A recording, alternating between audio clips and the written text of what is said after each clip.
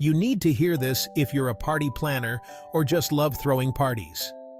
This trick will make your party truly unforgettable and unique. Let's dive in. First, grab a big transparent balloon and a smaller one. Make sure they are both uninflated.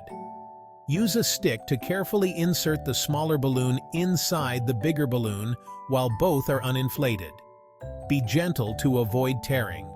Once the smaller balloon is inside, inflate it to the desired size and tie it off securely. Next, blow up the big balloon around the smaller one, slowly so it doesn't pop or get damaged. You'll see the small balloon floating inside, creating a magical effect.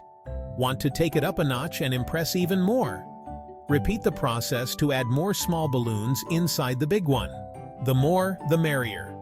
This trick is sure to amaze and delight your guests, leaving them in awe. Plus, it's super easy and fun to do, making it perfect for any occasion.